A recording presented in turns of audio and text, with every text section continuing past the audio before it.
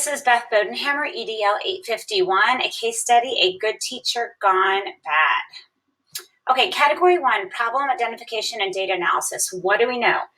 Okay, Mrs. Horton is a principal at an elementary school, and there's a teacher there, Miss Wilson, highly respected in the district, teacher of the year, great reputation, and she is having some personal problems at home that are causing her to have a poor attitude and leading to some poor performance at school. So much so that parents are complaining, and they've even gone to the superintendent. She's refusing to do teacher conferences, and she even lost her temper during a parents' meeting. What do I need to know? Has she communicated with any of the parents that are complaining yet regarding the problem? What is the classroom climate?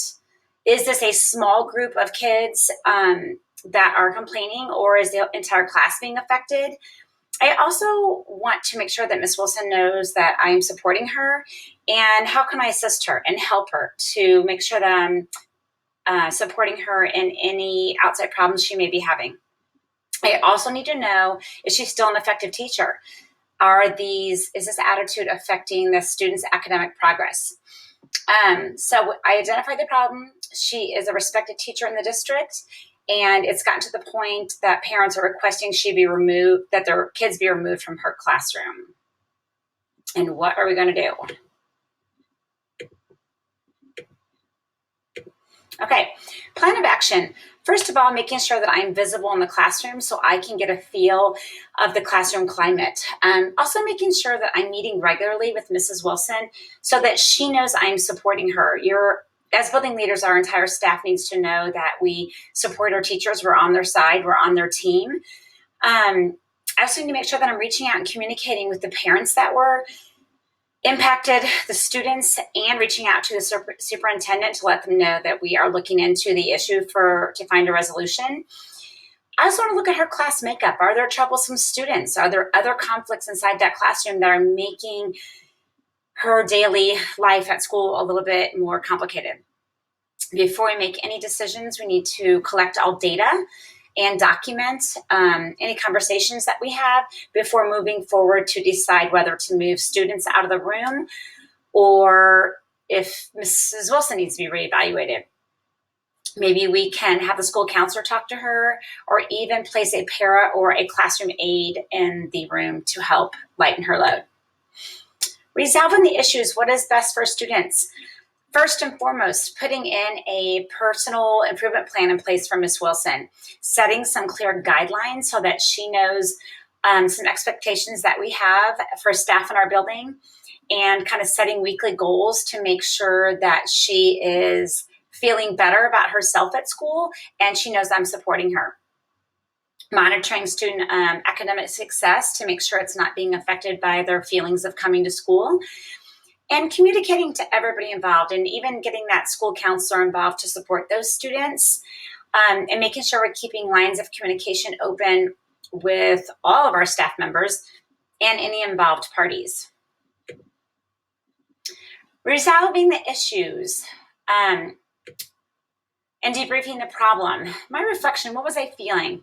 First and foremost, I'm feeling empathy for Ms. Wilson. We all go through things in our lives that sometimes it's hard to turn that switch off and not bring those negative feelings into our professional lives. So I want to make sure that she knows I'm empathetic and that I'm here to support her. But I'm also have empathy for the feelings of the parents and students and anybody that is involved and how it's affecting coworkers and everybody in our building. I'm also concerned that it's affecting learning and the academic environment.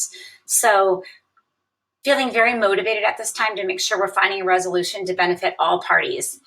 I value the feelings of our staff. I value the feelings of our community and our parents and district office. And I want to make sure that we are providing a safe and supportive environment for everybody. I respect the input of staff members, parents, students, and I want to make sure that I'm approachable and that people know that I'm on their side and I'm here to support them so we can have the best academic environment. Unresolved issues. Definitely need to follow up with Mr. Stafford. He was the parent that came in for the meeting about his daughter being upset about coming to school. need to follow up with him, make sure that the plan that we have in place for Miss Wilson is working. Are the students still having a negative experience of school? And I want to make sure those parents are satisfied with the outcome and the success of that plan. Also want to make sure there's compliance from Mrs. Horton to be dedicated to improve her performance at school. Component 1 of my reflection, promoting the academic success of all students. In supporting our staff to be healthy professionals, we are going to impact our students' academics positively. So making sure that her classroom has a good, positive classroom management style and that the climate is effective to help students learn.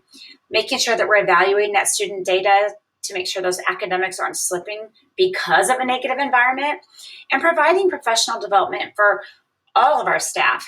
Even our most effective teachers can always benefit from new strategies to help refresh their teaching.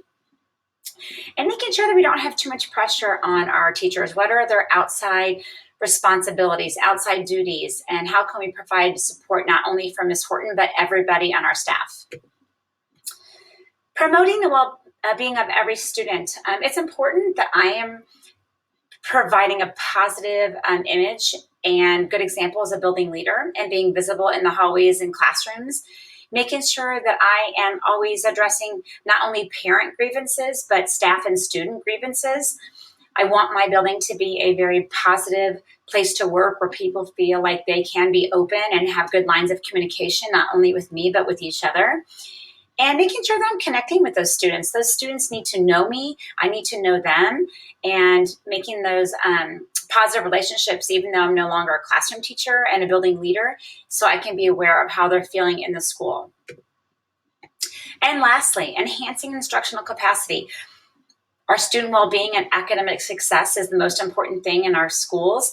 Making sure that there are more climate building activities for our staff and staff development so we have that family feel. Making sure that I'm taking input on staff needs. Sometimes staff climate tends to decline if they don't feel like their needs are being met or that they're being listened to. Making sure that I am modeling positive communication and collaboration. And lastly, making sure I'm continuing to track student academic growth, but also their social and emotional learning to make sure they are positive, healthy students within our building.